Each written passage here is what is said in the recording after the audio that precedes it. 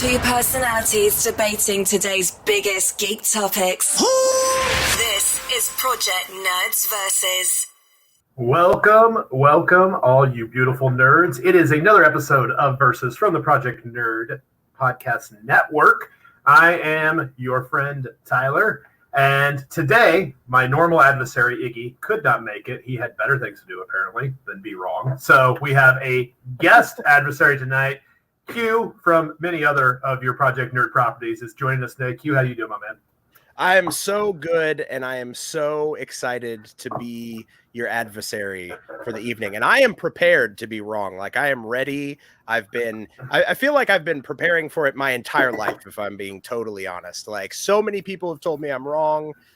It all leading up to this moment on Versus right now.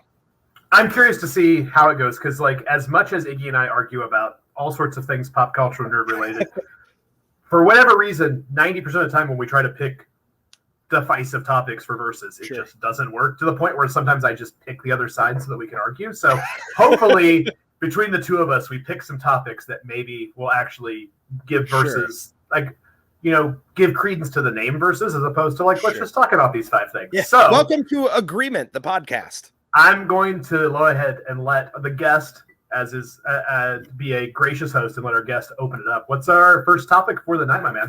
Yeah, man. Boom. Dropped it right here. Writer, director, comedian Bo Burnham dropped his quarantine film special Inside on Netflix this past weekend, actually. It's already garnering critical acclaim. It's leaving fans and newcomers stunned with its hardline look at the past year through the lens of somebody honestly struggling with mental health, and also manages somehow to make that funny. That said, is quarantine content on the way out? Or are people primed and in need of continued coverage of the difficult last year and a half?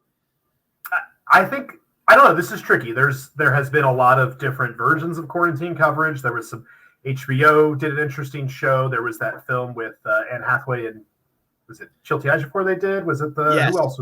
And they did like the heist quarantine thing. There's been there's all been sorts of things with it. I don't know. I think it was a moment that will be tough to, it'll be tough to not address it in various ways through media for a while, to the point where it's even, you've seen weird things where people make comments on even like books and stuff that were written, like, because there's nothing more entertaining than a ridiculous Amazon review, but I've 100% seen Amazon reviews for books that came out during quarantine, because a lot of books came out during quarantine. A lot of publishers pushed books out. People are at home, they're reading it more than ever. Let's do this. And then having people write reviews like, well, it wasn't realistic. They didn't touch on this, or they didn't touch on this.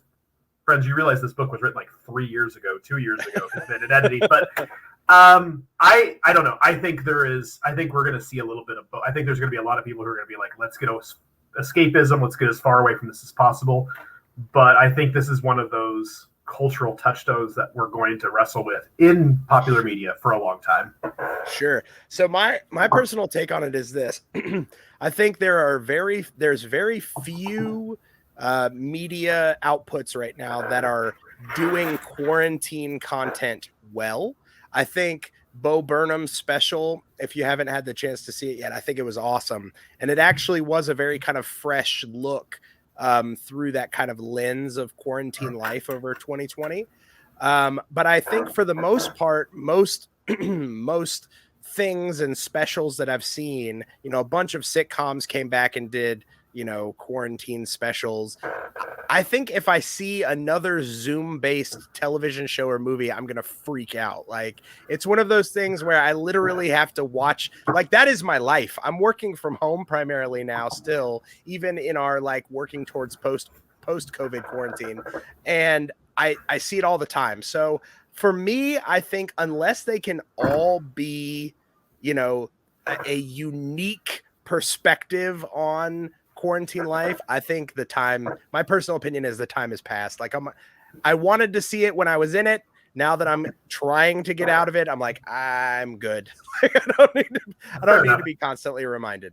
I do need to sit down and find some time to watch this special, though, because I have had, not just you, but I've, like, one of my really good friends whose taste is impeccable has told me this is one of the greatest, like, stand-up specials he's ever seen. You know, greatest stand-up special period ever. Period. So yeah, I definitely want to check it out.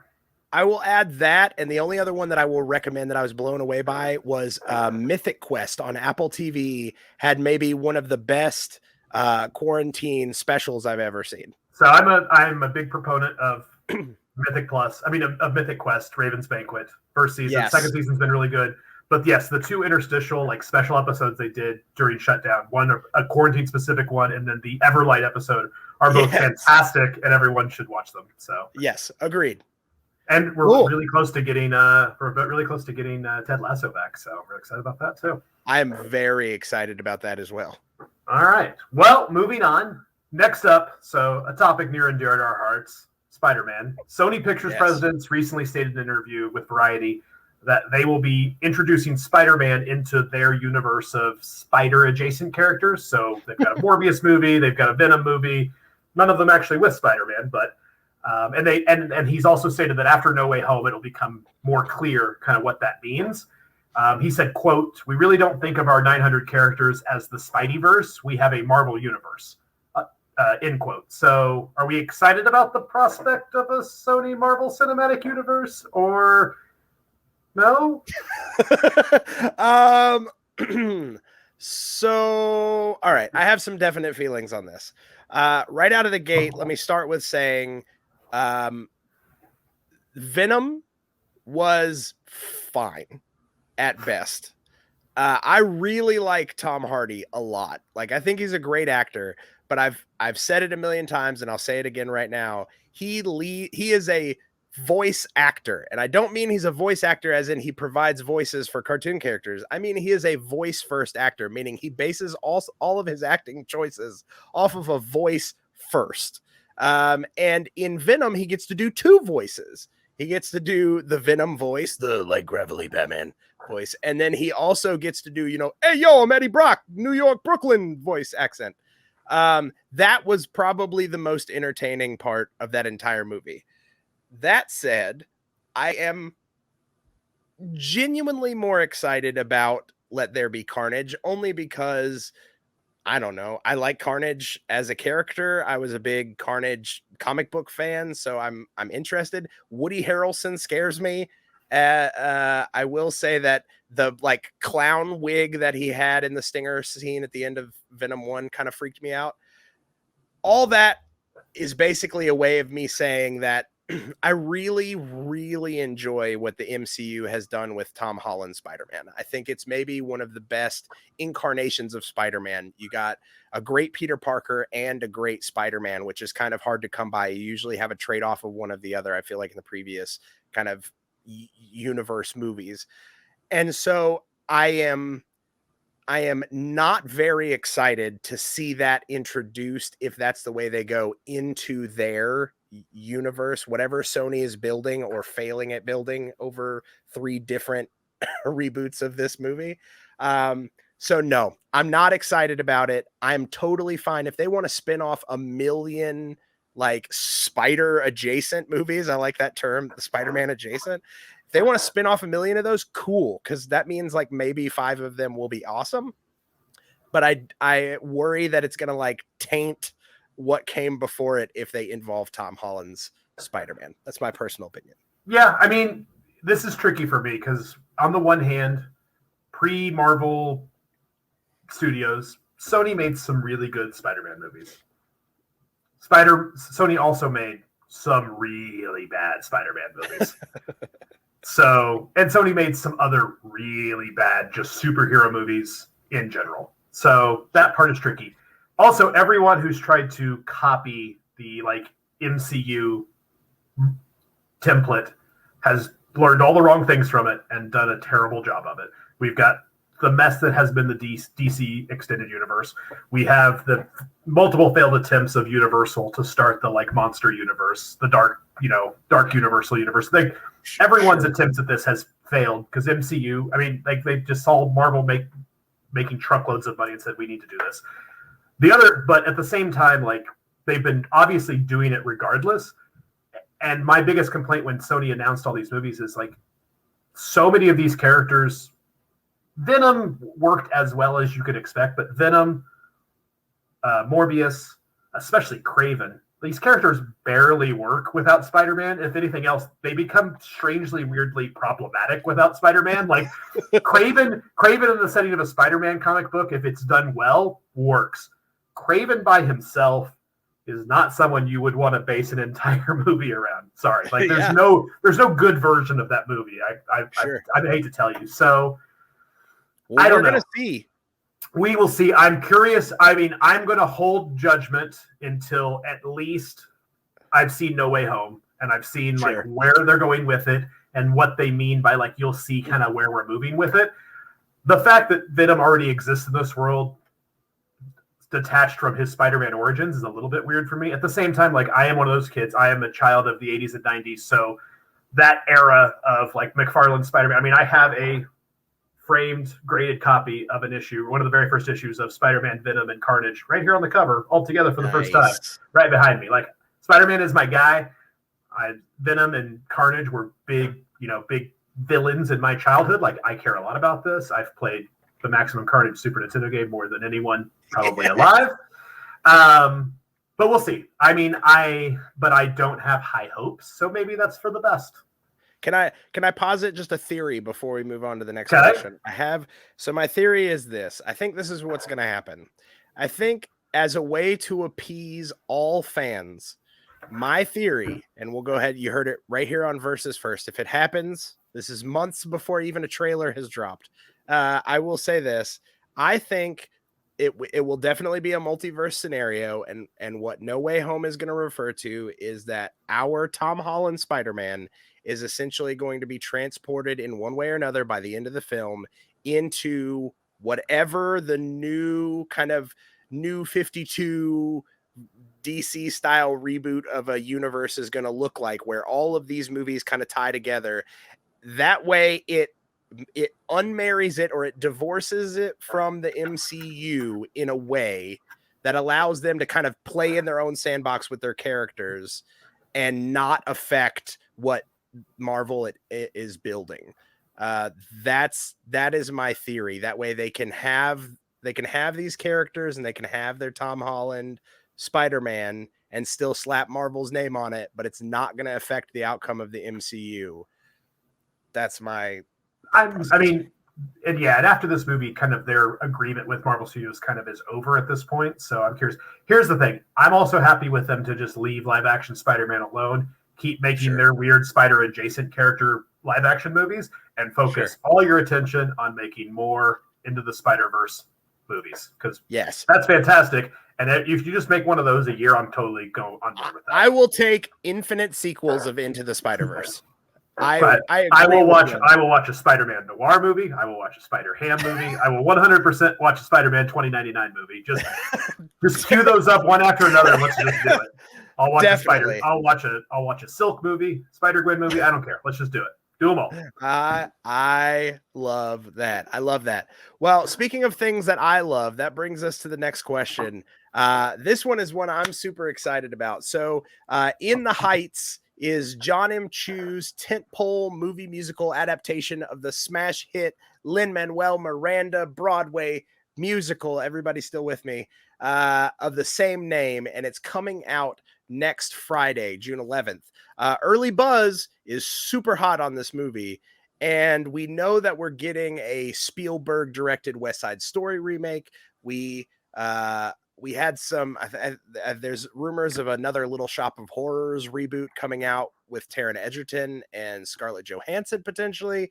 All of that said, are we in the middle of a musical movie renaissance, or are we still trying to climb our way out of the cat's litter box, if you will? What are your thoughts on that? So, not unlike yourself, this is a thing near and dear to my heart. I am a sucker for a musical. I get down on some musical theater. I was in musical theater. I played Judd Fry. I played Dr. Henry Higgins. Like, I love me some musical theater. I will pontificate on the genius of putting the banjo in the room where it happened. Alex Lacamoire, maybe one of the greatest things he's ever done. Like, I will talk musical theater with you all day. At the same time, musicals translated into movies is a very hit or miss sort of thing.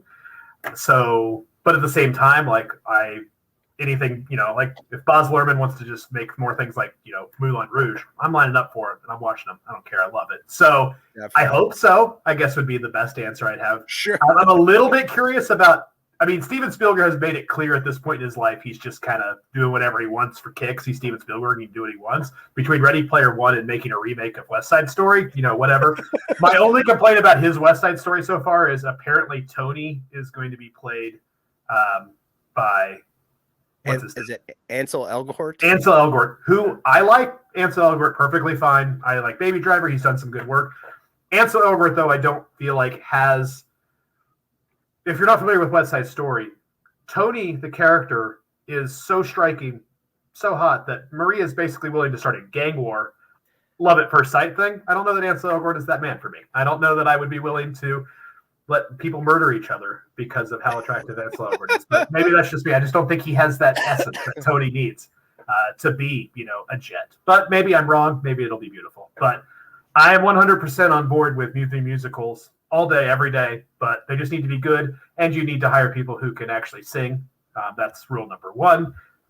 Try your best not to do Beauty and the Beast on us. I love you, but that bell was rough. I don't know. If this is the beginning of a renaissance of movie musicals, I am 100% on board. We get little bumps and clinks, but at the same time, I also don't need movie musicals to necessarily just be remakes of classic Broadway musicals. Like, you can just write musical movies. You can also just do that. It's fine. I would say one of my top, I don't know if it's top 10 anymore, but one of my top probably 20, 30 movies of the last 20 years to this day will still be John Carney's Once, which is basically a musical. Like, it's just, it's just Markéta Glova and what's his name from the Frames? I can't think of his name. Glenn Hansard. Just falling in love and singing songs. It's fantastic. Just put more music in movies. It's okay. You could do it. Do it. I like that opinion. I'm going to agree with you. I'm not on the other side of the fence here. I love movie musicals. Love them.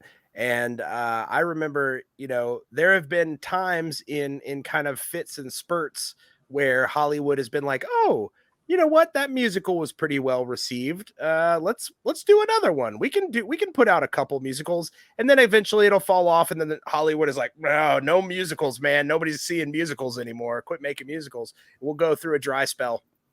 Now, I will fight anyone on this. So if anybody has this is the perfect show for it.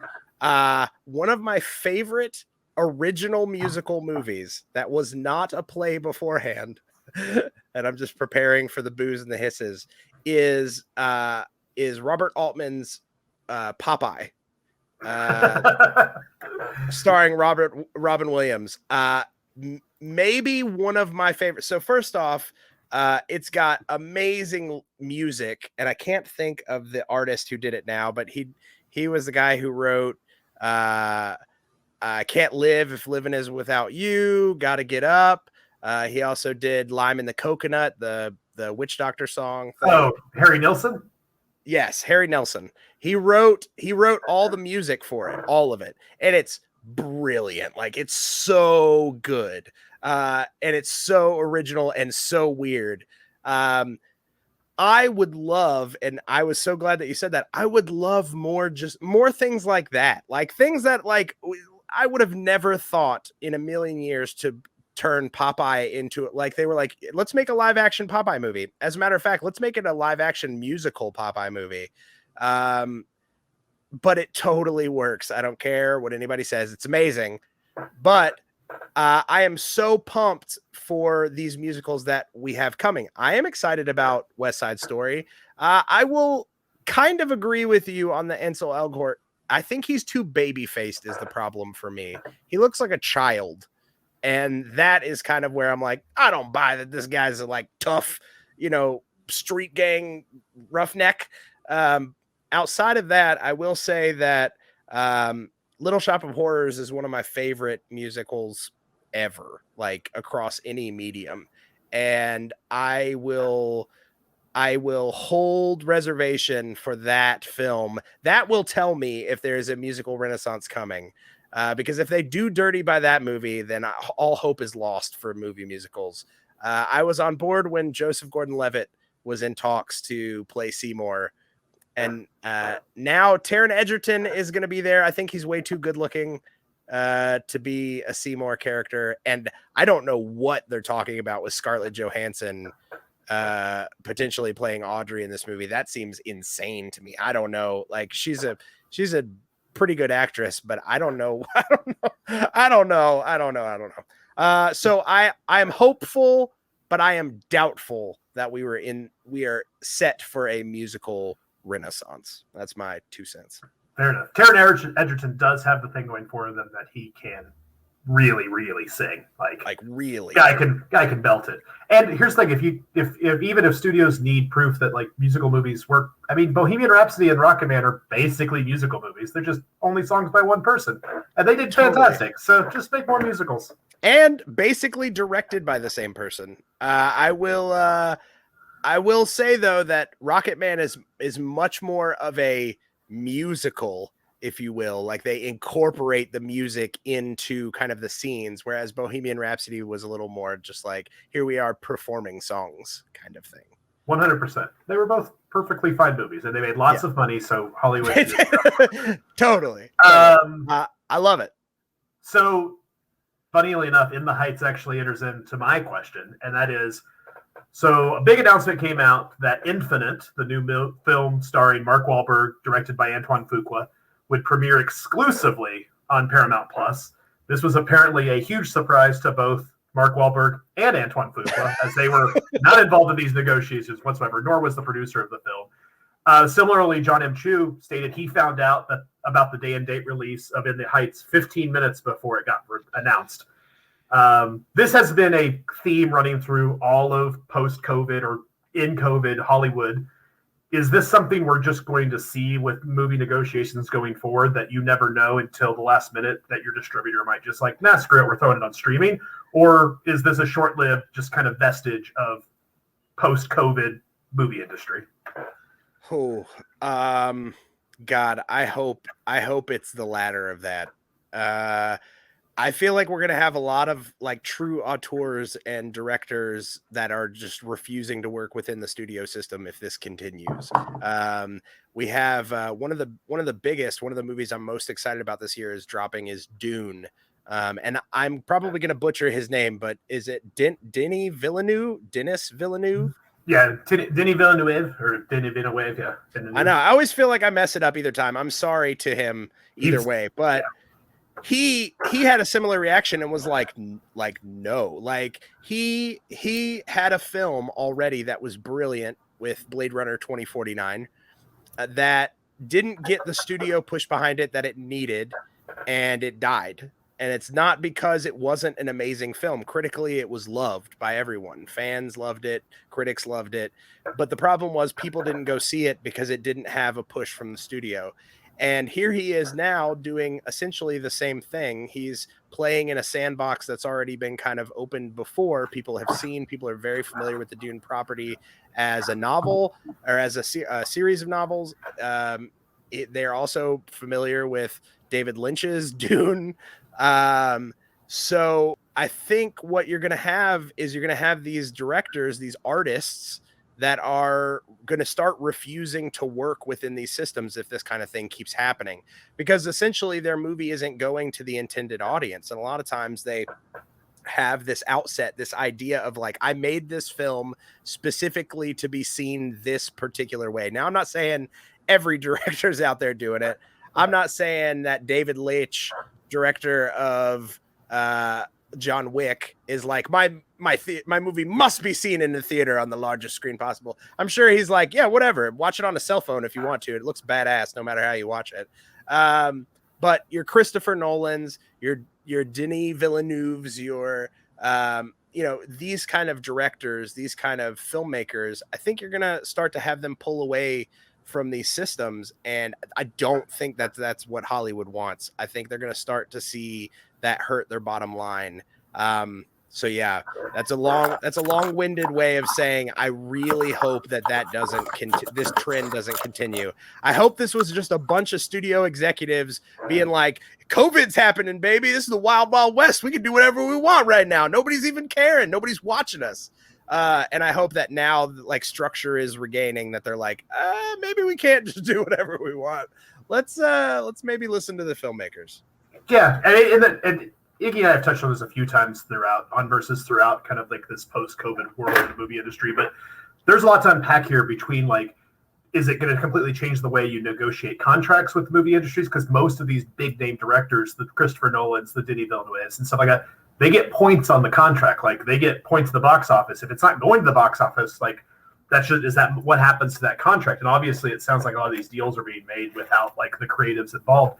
The other thing is like you said, when you get out of the getting out of the movie, like the movie studio system, the big thing is if the movie's just going to get released on streaming anyway, what's to stop me from telling Paramount or Warner Brothers, whoever, to F off? Because I've already noticed my boy, like between like Ryan Johnson and all these guys, Apple and Netflix and Amazon are backing truckloads of monies up to guys' houses for exclusivity.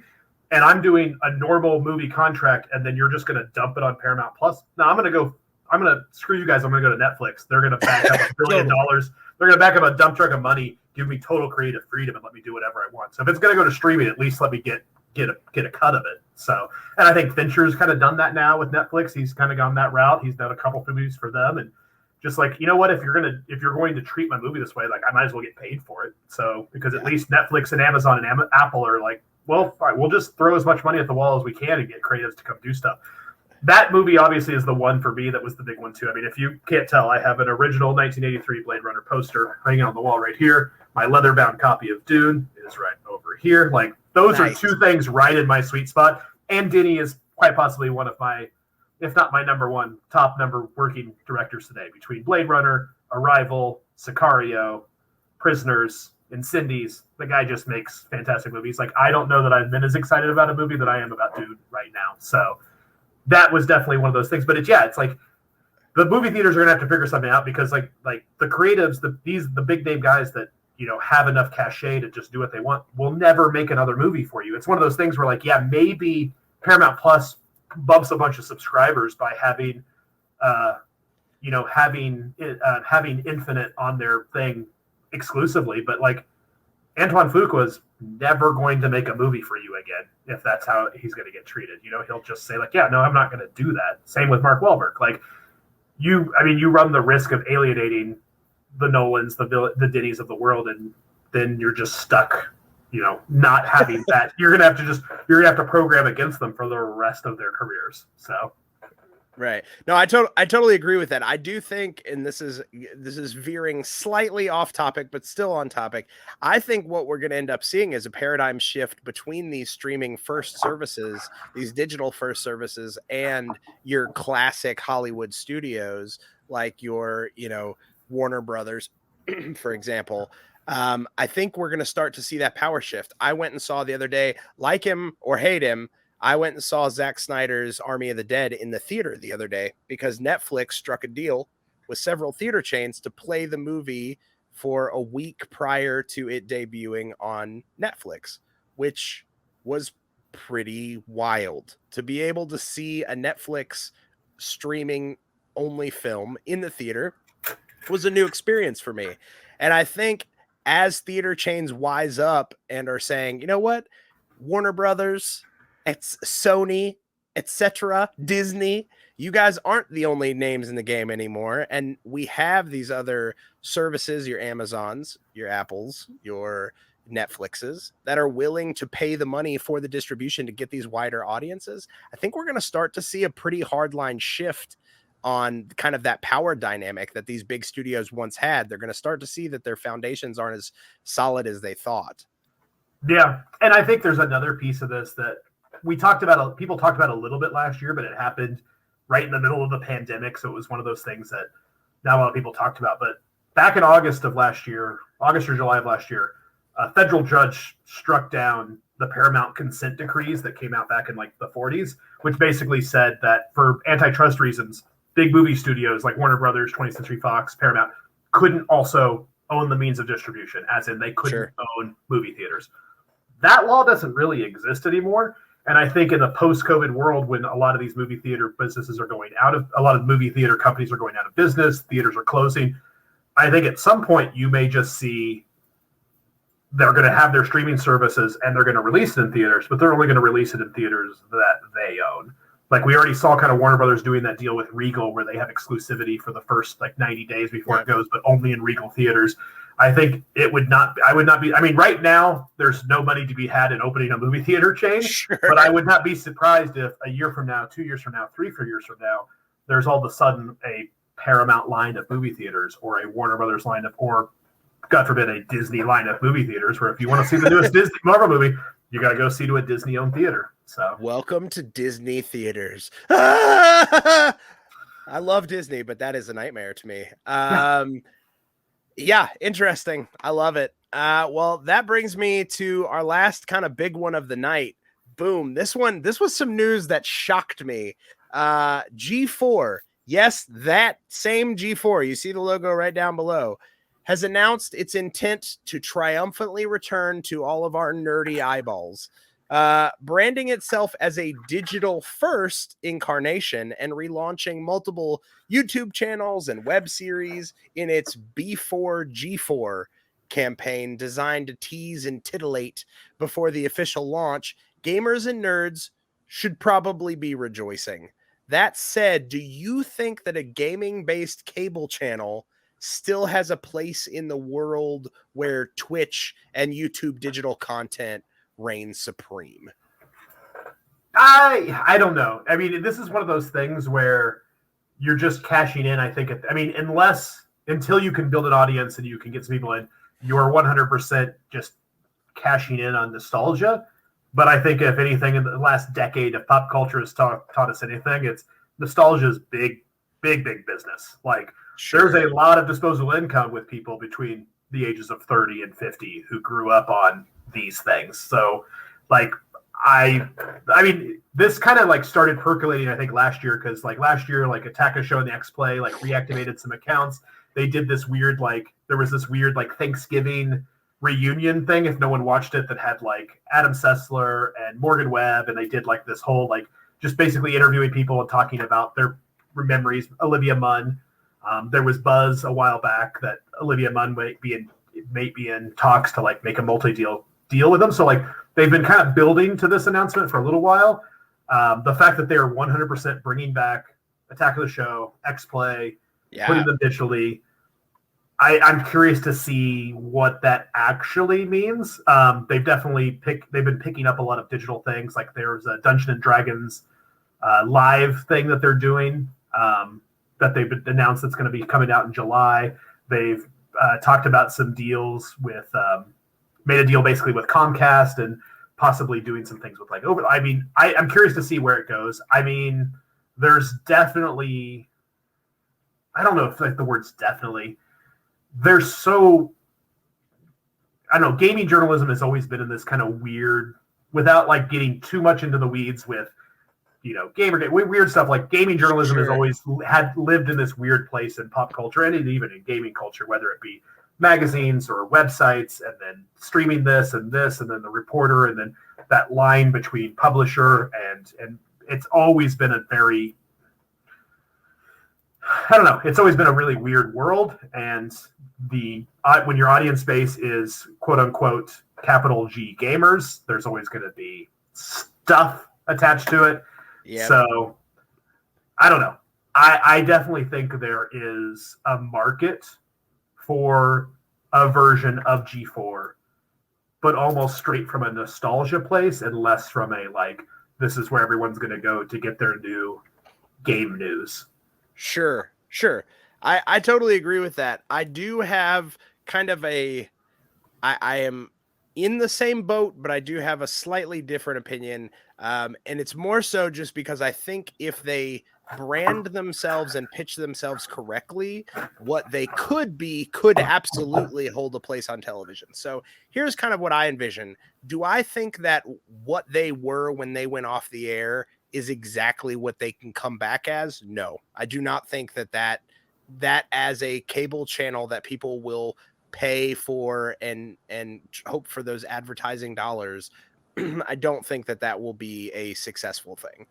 what I do think that they could do is I think they could essentially come back with their nostalgia play of like, hey, here are all these shows that you remember, but they kind of pivot and rebrand themselves almost as like a sci-fi wire style like network, and they lean more into like gaming and pop culture nerddoms as a whole, as opposed to just being a gaming first network. I think that could work, and they try to appeal to other niches. That's, in my opinion, that's the way that channel is successful. Outside of that, I don't necessarily know that I know how it's going to work. I mean, it went off the air for a reason. You know what I mean? Like, it's kind of one of those things where it's like when something stopped working, whatever it was 10 years ago, it doesn't mean that it just because it's 10 years later, you can pick up right where you left off. So, but I think the people involved are smart enough to know that. And so I have a feeling that's what we're going to end up getting. We're going to get like a hybrid gaming channel, but it's also going to be kind of this more broad spectrum nerd culture channel as well. I accept your point to a point, but I think when you get into weird, like niche fandoms specifically, and also into kind of like that nostalgia factor, the whole, like, you can't just pick up a thing 10 years later and pick up where you started off. I can point to a couple, for instance, Mystery Science Theater 3000 Kickstarters that say differently. Like, okay. I mean, there is a market for the right, if you hit the right note, like there is a market for that content. Now, I'm not saying that G4 held the same cultural cachet with fans as Mystery Science Theater 3 is a cultural institution, but I think if you do it, like you said, if you do it right, and if you approach it from the right way, like there is money to be had there. There are eyeballs to be grabbed. So we'll see. For sure. I mean, I was excited when I read the headline. I was like, all right, like I can get on board with this. I'll see what's going on. I mean, I'm more than happy to listen to Adam Sessler just talk about things on whatever. So yeah, cool. I totally support that. Well, that brings us to the end of the rounds proper, right? And so let's do it. Let's do some quick hits. Let's do it. Now let's do it. Quick hit. We're still supposed to. We're gonna put some air horns over this graphic. We haven't done it yet. We keep saying we're gonna do it, but we haven't done it. I don't ever, and please just keep verbally making the sounds of air horns. I love that. I love that so much. It's so bad. Or just make an audio track of that, of just air horn, but also say air horns, like air horns, air horns. Oh man. Quick hits. All right. Rugrats, the beloved series of 90s kids' childhoods, is back on Paramount Plus, this time in a newly CG animated form. Why does everything have to be rebooted into CG? Here's the thing. I feel like rebooting things into CG is such a late 90s, early 2000s thing. Like, I don't even feel like it's a today thing. Like, remember when, like, they made, like, was it MTV that made, like, a CG Spider-Man for a minute? That had, like, Neil Patrick Harris. Like, or, I mean, it feels like the weird, like, CG reboot. Funny. It just makes me think of the TV show reboot, which in your memory reboot was, like, this super amazing, like, slick, and you go back and watch, you're like, no, this is the worst thing I've ever seen. I mean, no, it's still a fantastic show, but like the graphics don't live up in your head. It's like when you like picture an old video game in your head, then you go back and play it, like, God, this is awful. I don't know. You're talking to the guy who just recently bought Omicron Nomad Soul for his Sega Dreamcast that he just bought and was like, this game is awesome. And then I played it and I'm like, ooh, this game is pretty rough. I did just buy the Megami Tensei 3 Nocturne like remake on Steam the other day. So I'm not gonna make judgments. But here's the thing about Rugrats holds a weird place for me because like I am of the Nickelodeon generation. I remember the original night that like Nicktoons aired. I remember the original night of Snick because those were big deals. Rugrats, though, came a little bit later. So Rugrats was like my little brother and little sister's literally favorite show in the world. I have seen literally every Rugrats episode 100 times because it used to play every morning for an hour before we would leave for, like, it would play at 7 and at 7:30. So before we leave for school at 8, you would see 2 episodes. And that's all we would ever watch for breakfast. So like Rugrats is perfectly fine. I'm a big fan of like that Klusky Cuspo company, like animation studio. They did some really cool stuff. Class B Cuspo. I think that's right. Anyway, but it was never like my show. My shows were Doug and Real Monsters and Bren and Stimpy and Angry Beavers. But yeah, I mean, I don't know why to do it in CG. Like, I feel like CG's kind of like, I feel like CG has come and had its day. And unless you're putting out like Pixar quality CG, just go do 2D animation. It's better. I don't know. Seth Rogen literally announced yesterday the release date for his new CG reboot of the Teenage Mutant Ninja Turtles coming out in 2023. I mean, that announcement was really cool, and I'm on board with that, so it's fine. All right, fair enough. So the takeaway is CG reboots are totally fine as long as it's Seth Rogen rebooting the Teenage Mutant Ninja Turtles. Or if the quality that you're delivering to the table is like Pixar level CG. Like if you're going to come to the table with something that's like, oh, why did they do? It's just, Spoiler alert, Rugrats is not. Yeah, it's going to look plasticky like toys. And then they're going to release toys that look exactly like it. It's going to look like a bunch of Funko. It's going to look like a bunch of Funko Pops walking around because they're babies. They got big heads and small bodies. It's going to look like Funko Pop television show. And then we'll probably release Funko Pops of them and make millions of dollars. So we'll see. True. All right. In nerdy tech news, the bottom pretty much dropped out of the non-fungible token or NFT market today. The value of that, kind of like the deals being done on that, dropped basically 90% since its peak. I mean, today was kind of like the last thing of it. Is there literally anyone on the planet that is surprised by this? No. The answer is no. You thought that the market for buying URLs was basically just going to keep going up and up and up? Forever? Not really owning the URL, but owning the idea of the URL that may or may not hold an image, a JPEG, basically. I mean, here's the thing. I realize I am simplifying it, but I do understand how NFTs and the blockchain and everything works. I don't know how anyone ever saw this as anything other than a pyramid scam. Yeah. It honestly, okay, so I didn't understand it at all, and I had to have a friend, actually Dane from On the Project Nerd Network, CF3 podcast video series on the YouTube channel. Go check it out. Dane had to message me and explain to me exactly what an NFT was and how it worked. And when he did, my initial response was, well, this can't possibly be a lasting thing. Like that sounds implausible to have legs. And he was like, yeah, but right now it's really great. People are making tons of money. And I'm like, okay, well, this is one of those things where you gotta see where as Wayne Gretzky would say, you gotta see where the puck is going, and you have to pull out while you still have buckets of money, and you can. So for all those who did that, kudos. I mean, more power to people who got rich off of this, various digital artists and things like that who made a bucket of money on this. But yeah, I don't know how anyone can actually be surprised by this. Kevin Smith opened a digital store selling NFTs. Did you see that? He actually is releasing Kilroy Was Here, his latest film, as an NFT. You could buy the film as an NFT. Did you see that?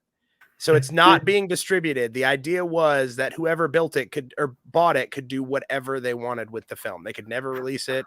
They could release it, whatever. The one I remember is Beeple. If people are familiar with Beeple, the digital artist, he's one of those people who's favorite for his, he's famous for his like Instagram series Every Days, where he basically every day for the last like many years, like so basically since 2007, he has uploaded a new piece of art on his Instagram, digital art, and became very popular. His Instagram is very popular. He's a very popular digital artist. He made a NFT, basically collage collection of his first 5,000 of them, and it sold for $69.3 million. That's so crazy. Like Mike Winkleman, more power to you. That's fantastic, but I'm sorry for whoever spent $69.3 million on it, because it is definitely not worth that today. That's crazy. That blows my mind that somebody had $69.3 million and was like, yeah, this is what I'm. But well done, people, for cashing in on it. So for sure, definitely 1,000%. All right, moving on. Spider-Man: No Way Home. We talked about it earlier. Is set to debut in theaters in December, a mere 7 months from now. When are they going to give us a trailer, Tyler? When? Give me your prediction. I assume that the trailer will be coming out The weekend of July 9th, if I had to Tomorrow? Guess. Did you say by the 9th? The weekend of July 9th. Oh, okay. That is when Black Widow is supposed to hit theaters. Like, I'm assuming that's it. Maybe they drop. I can't think of anything big that's coming up. Maybe the NBA Finals, like, is the biggest like event I can think of coming up. But there's no like big Super Bowl. I can't think of any big television event. I doubt that they would release it as in conjunction with like a Disney TV Plus show. So I couldn't see it being attached to say like a Loki or something. So if I had to put a date to it, I would say it'll be at the front of the Black Widow movie. Nice. All right. I hope so, because I'm getting sick of Sony trolling everyone with their trailer hints. Have you seen that? Did you see the photos around? And we found the Spider-Man trailer. Yeah, and the fact that maybe that they've been toasted, and I get that like because of the deal with it's a co thing with Sony and Marvel. Maybe I'm way off base on that, but I could definitely see it coming out before July 9th, but I can't imagine it won't. If it hasn't come out before July 9th, it won't come out with the Black Widow movie. They're just going to release the movie. No trailer for this movie. New strategy. As of today, Amazon has announced that Prime Day is coming. It will be here in June, the 21st and the 22nd. Are you someone who annually partakes in the Amazon's Black Friday in July/June? No. Nope. Let me tell you a funny story, Tyler. I have always wanted to, but I have always been too poor. And then when it came to the point where I was no longer too poor, I just didn't care. So I don't know how that works, but I only wanted it when I couldn't afford it. And then when I can afford to do some shopping on it, then I was like, I got other things I could spend money. Yeah. I mean, I think it's obviously just not unlike Black Friday itself. It's not what it once was. Like those first couple, like there were some deals to be had. Now it's just kind of like, that's not the greatest deal, or it's a limited, whatever. It's like normal Black Friday is like, I get that that's a great deal, but that's also like the cheapest possible. Like some company made a knockoff version of their own television to sell just on this day at this price. So sure.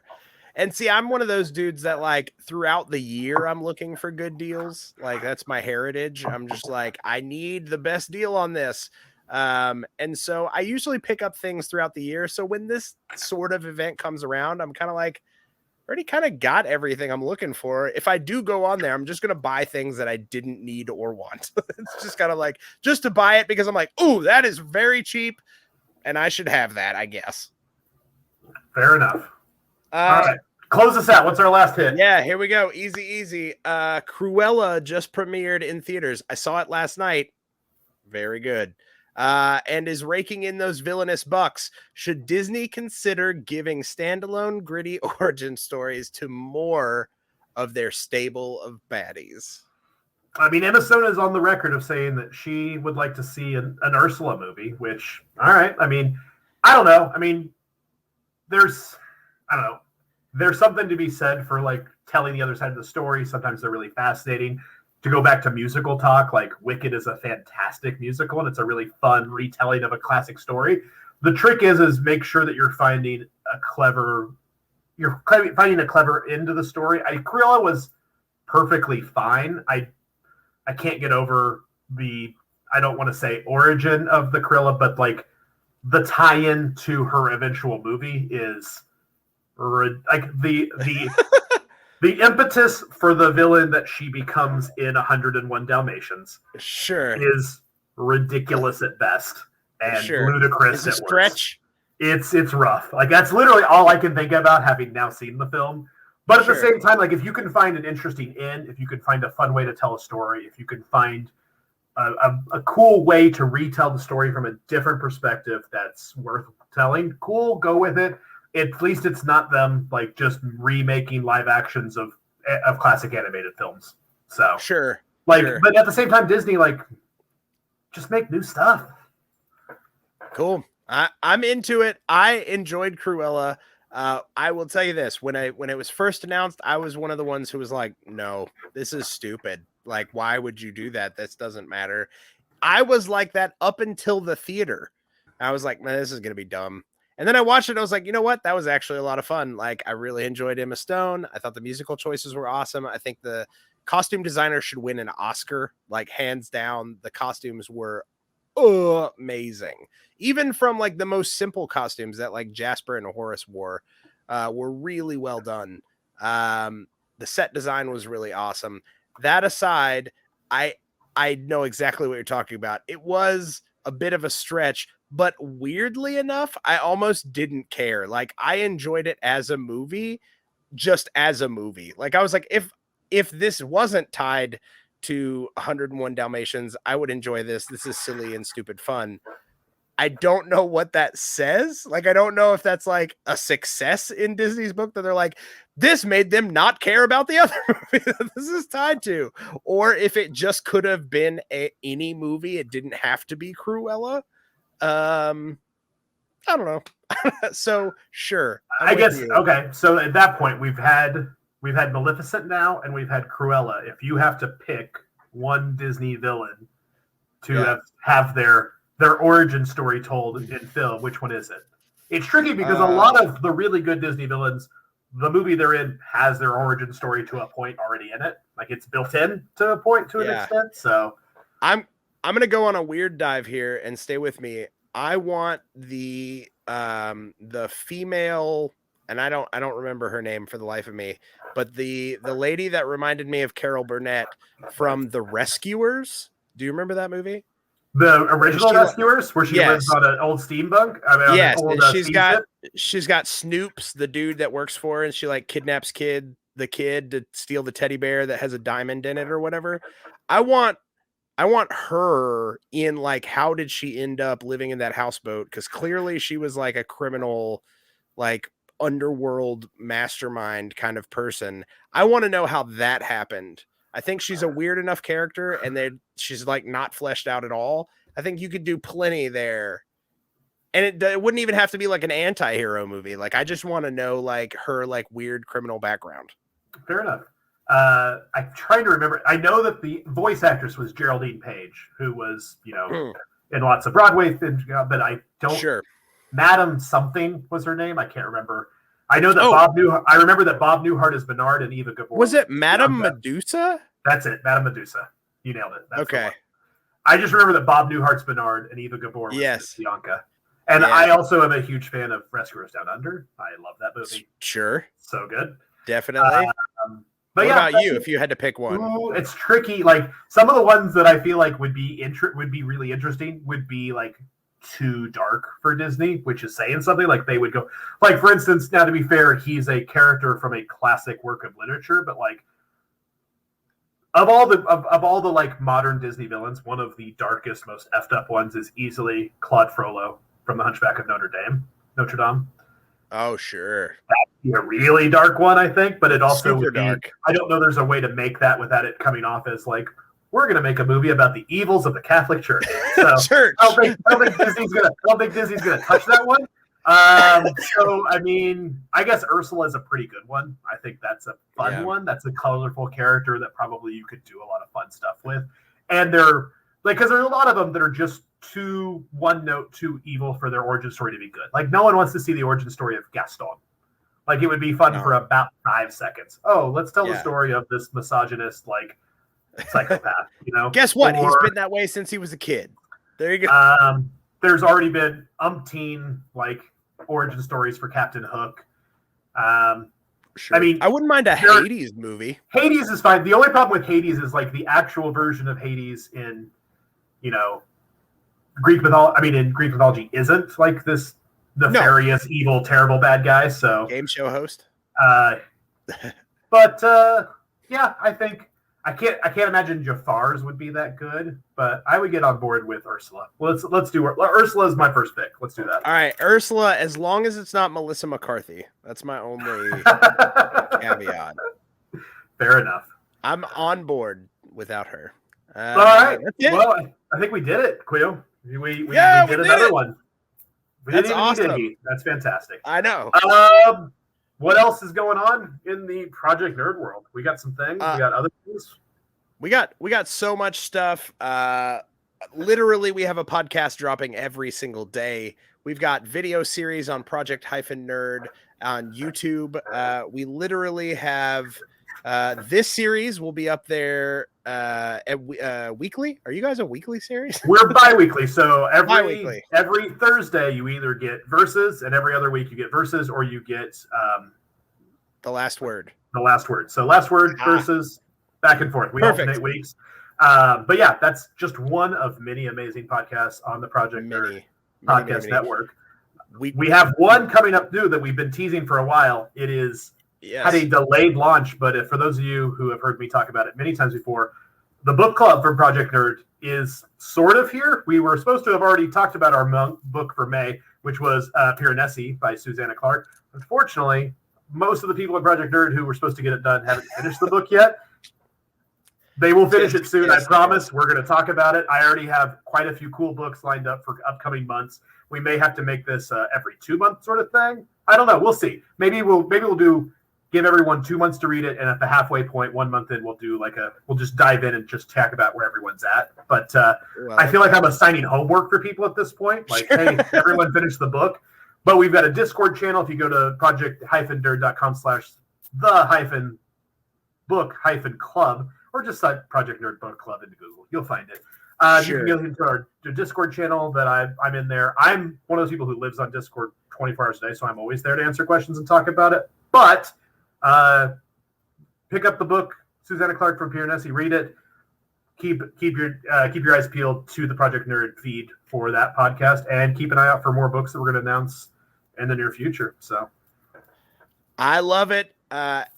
As always, make sure you visit project-nerd.com/podcasts for more of these shows, the book club, so much more. We have some brand new shows starting in July called Murder, She Joked. It's a true fake crime comedy improv podcast. Wrap your head around that, guys. Literally, we have something for everyone. So please check us out. And until next time, we'll keep thinking of things to fight about, I guess. Dig it. Thanks for joining us, guys. We'll see you next time. Peace. Bye.